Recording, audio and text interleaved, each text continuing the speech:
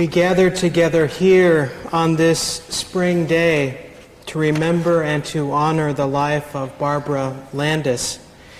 We will miss her generous spirit and her ever-present curiosity. We will miss her friendship. We will miss her love. Barb was born on June the 7th, 1944, and she died on April 18th of this year, 2001. She lived for just 56 years.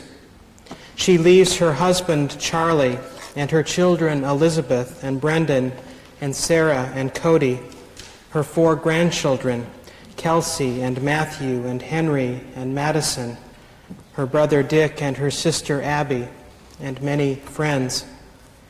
And so we gather this day with heavy hearts. We gather as friends and family. We gather as fellow travelers. We come to say goodbye. We come to say thank you. We come to tell the story of this one life that touched so many other lives. We come finally to recommit ourselves to living. Our opening hymn is Spirit of Life, and I invite you to remain seated as we sing this together.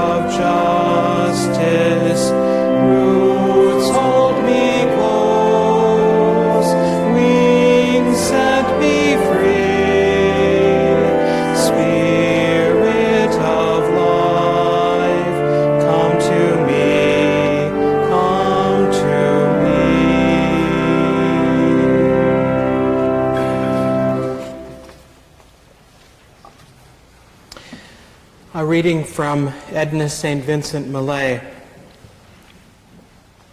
O world, I cannot hold thee close enough. Thy winds, thy wide gray skies, thy mists that roll and rise, thy woods this autumn day that ache and sag and all but cry with color, that gaunt crag to crush, to lift the lean of that black bluff. World, world, I cannot get thee close enough. Long have I known a glory in it all, but never knew I this. Here such a passion is, has stretcheth me apart. Lord, I do fear thou'st made the world too beautiful this year. My soul is all but out of me. Let fall no burning leaf. Let prithee, let no bird call. Please join me in a time of meditation and quiet. Let us open our hearts this day in thanksgiving for Barb and for her life. We bring into this time our memories of her and many emotions, grief and sorrow, gratitude and love. We remember her for all she was. In this time of remembering her, May we be comforted in our sorrow, knowing that others grieve with us. We ask that her abiding presence might be here with us now in this moment, in this place. We now keep a time of silence.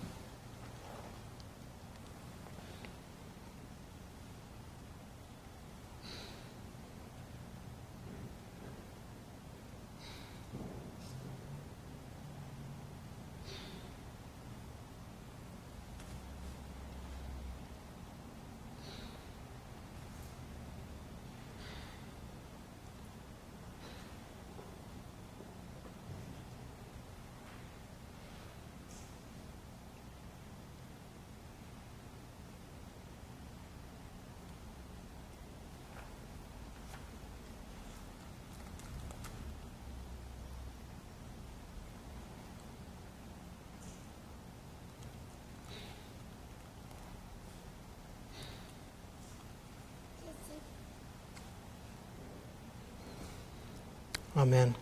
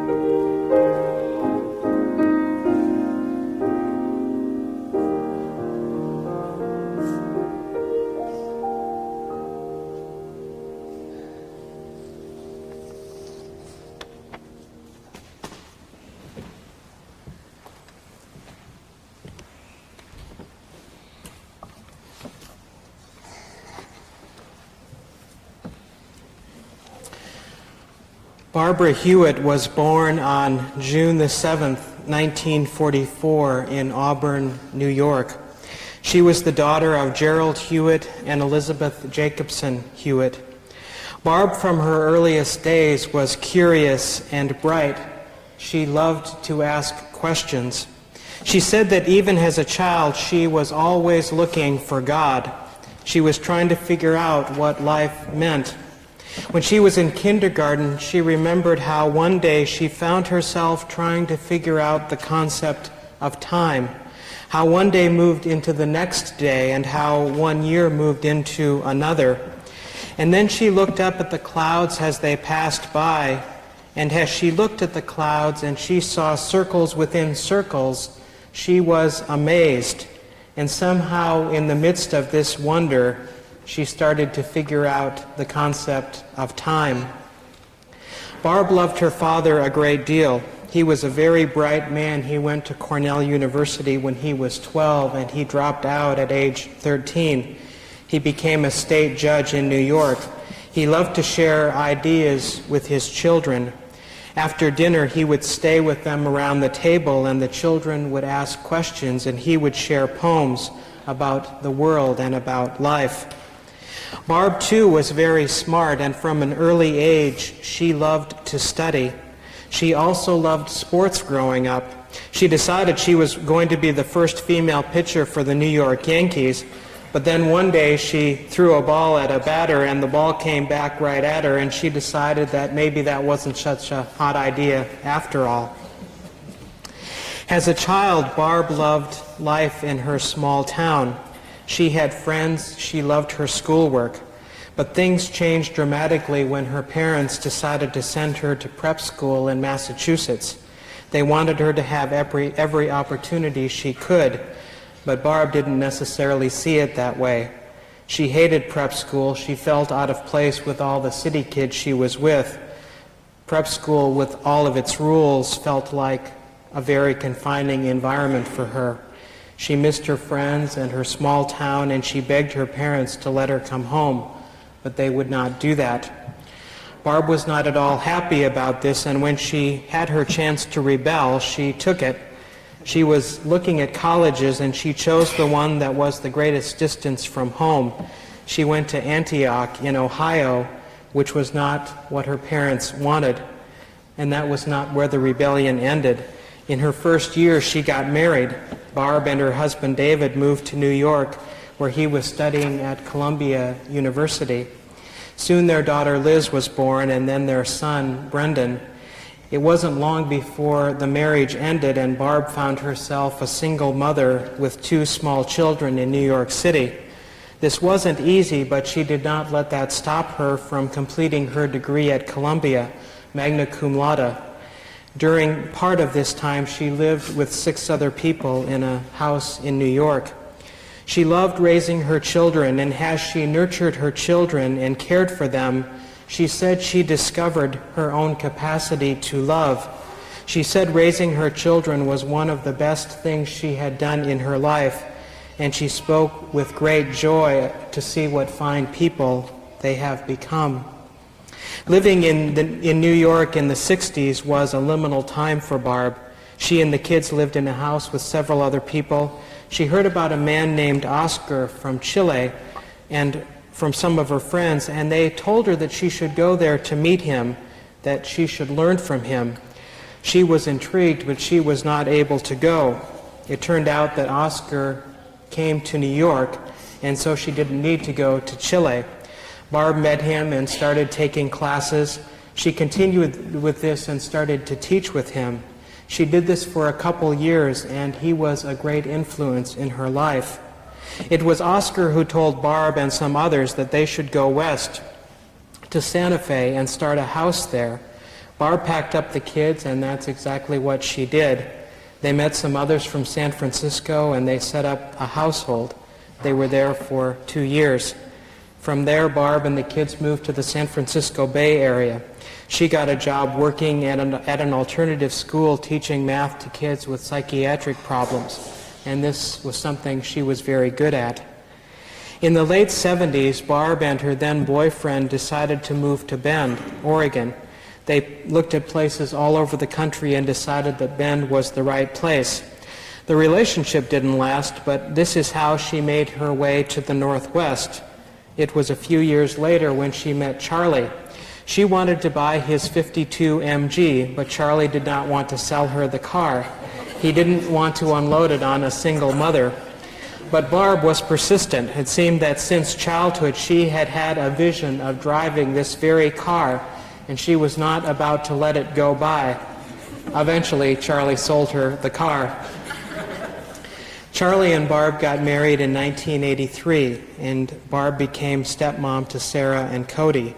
They lived in Bend for a couple more years, then spent some time in La Grande starting a computer business, then moved to Seattle to start a computer networking business. During these years, Barb got her master's degree in educational technology from Columbia. She and Charlie worked together in their business. She tended the house and children, and she loved all of this. It was 12 or 13 years ago that Barb was first diagnosed with cancer. About 5 years ago, she and Charlie moved to Portland to be closer to children and grandchildren. She entered hospice care about 19 months ago, and it was thought she did not have much time. But time and time again, Barb kept surprising people. It was not yet her time. She and Charlie managed a trip to Greece and Egypt about a year ago. Throughout her life, she was a spiritual seeker. In her living as well as in her dying, she tried to live as fully as she was able. And certainly during her last months, she was lovingly cared for, day in and day out, by her beloved Charlie. Once Joseph Campbell told her to do a fast for 3 days in the high desert. He said that she would see her death.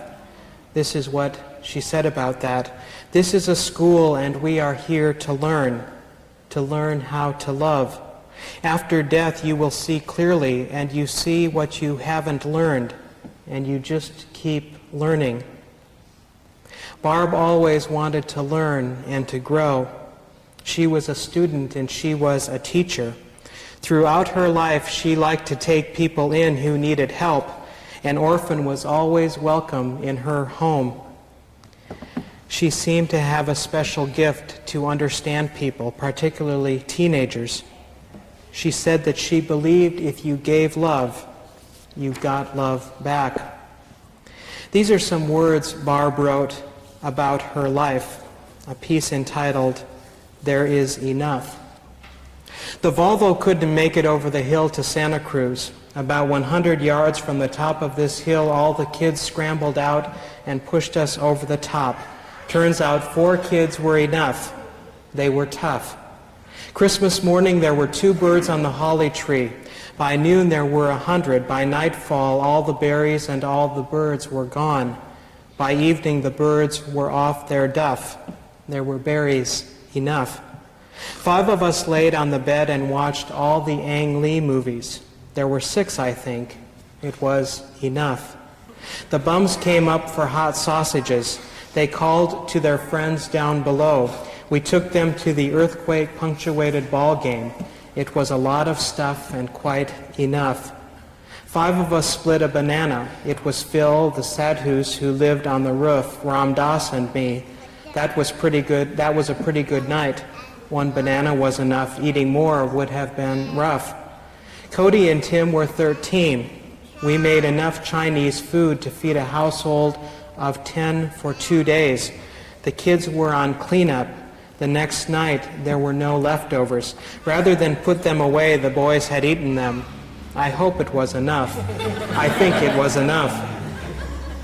When Brendan was little, we had money on how many pancakes he could eat. I pulled the plug after 4 because he was starting to puff. He'd had enough. One time we had 9 people living in the house, and a Mercedes convertible, a yacht, and a penthouse. It was tough. It was enough. There was a grove of bamboo in the backyard down the street. Charlie cut some down to make a trellis. While he was cutting it, the woman who owned the house came out and yelled, "What are you doing?" Charlie answered, "I'm thinning your bamboo for you." She didn't get gruff, thanked him, and we got enough. Old Man McDonald had a farm down the street. He had pigs, and we used to go down and let the pigs out. He'd give us a dime to get them back in. It was a bluff, but it seemed like enough. I had a little blue suede hat I loved. I got it for the 52 MGTD I bought from Charlie. He wouldn't marry me. He was in a huff. He'd worked on that car long enough. When I was 6, I got a quarter for lunch at school, but I often went downtown instead. I could have a hamburger and a Coke, or a hot dog and a Coke, and a nickel for the jukebox. I always took the jukebox and played The Little White Cloud That Cried by Johnny Ray. He got me through the afternoon well enough, even though sometimes my eyes would puff. I loved movies, just loved movies. My friend's father owned the theater, and every Saturday we'd go wash the windows to get into the movie for free. Doing the windows was enough. What I'm saying is, there is enough. If you can't see it, take an hour and look around. If you can't see food, friends, things to do, then keep looking. I lost an eye, but I have another one, and it's enough. I think I have enough, and you have enough. If you think you don't, use your good eye.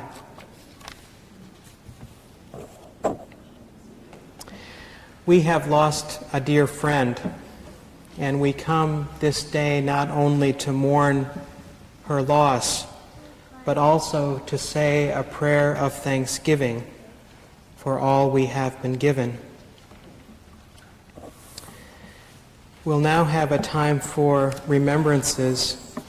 Barb's daughter Sarah is going to offer one, and then I'm going to invite the rest of you if you'd like to share a memory.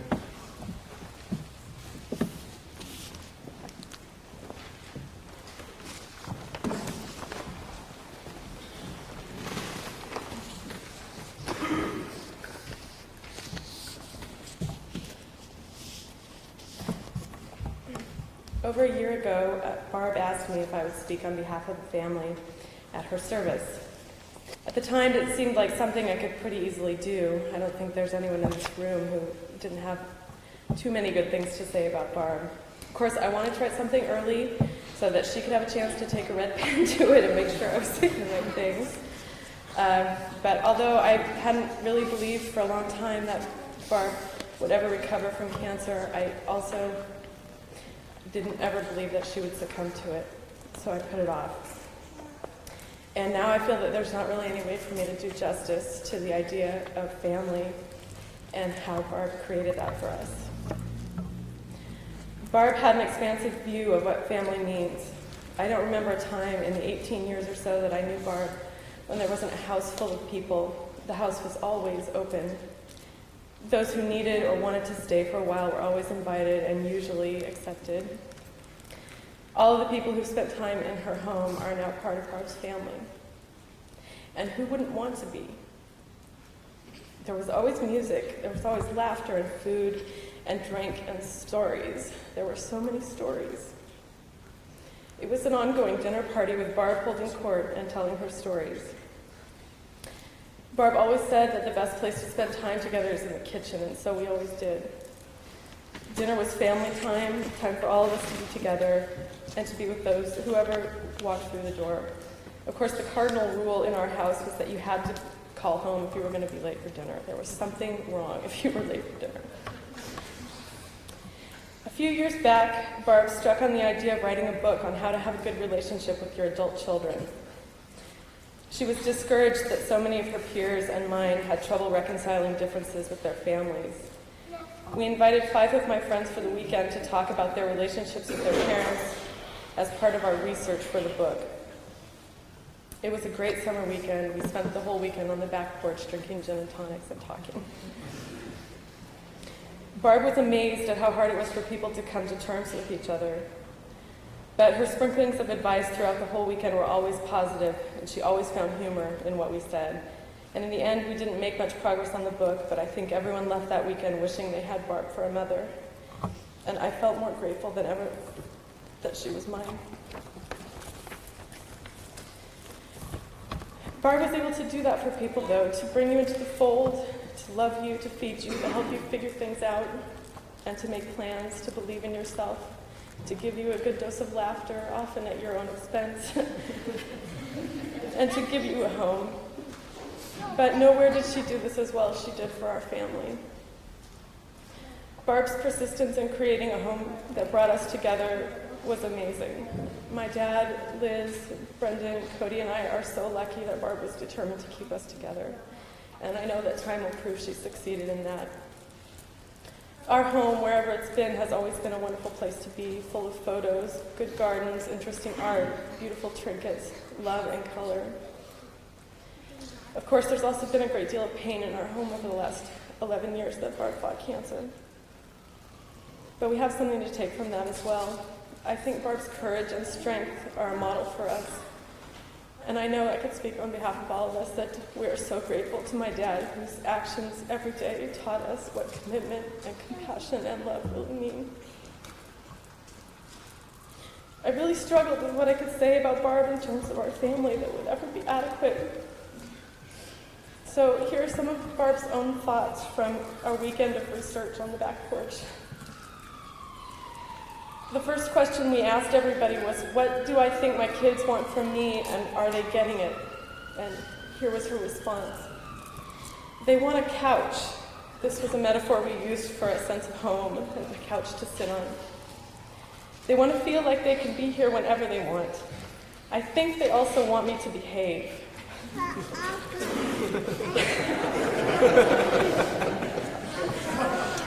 I know they want me to be stable in one place and in one piece. And then she told a story about Liz and Brendan, who both came to her during their senior year in high school and said, more or less, "Mom, when we go off to college, we don't want you to go off to India and forget to write." A parent's responsibility to kids, besides loving them to pieces, is to protect them.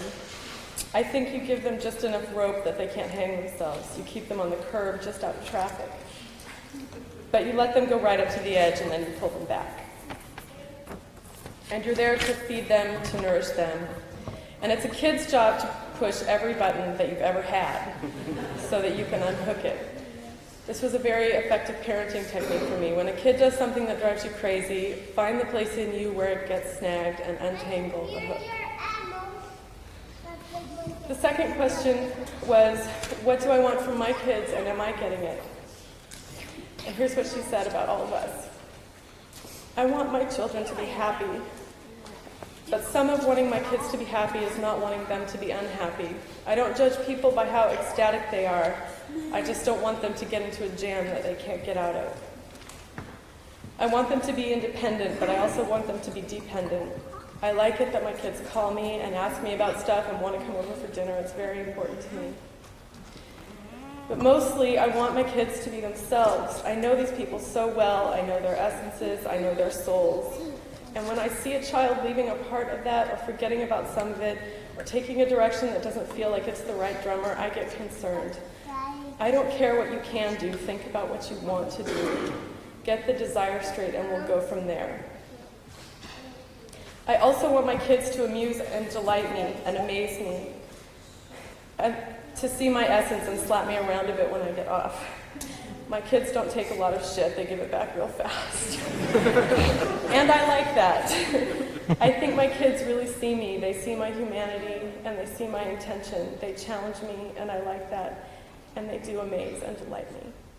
And I love having grandchildren. They are so fun. Everybody needs to be right on essence. Otherwise, I'm getting all that I need from my kids. I enjoy spending time with all of them. I feel very, very fortunate. My family is very cool. Someone then asked, how did you get that? I worked really hard at it. And so did my kids. So here are the lessons that I learned from Barb about family. Good relationships take work. That work will be hard, but it should be fun. When something goes wrong, make a meal together. Always eat dinner together. Keep your door open. A guest is rarely an inconvenience and is most often a joy. You can choose your family. When you can't choose, but when you can't, you can choose the kind of relationship you're going to have with them. Be nice to your children. Be nice to your parents. Be nice to your siblings. And be true to yourself. Adore your grandchildren. Fight fair. Apologize. Thank each other for good deeds. The color and shape of interior walls is always up for discussion.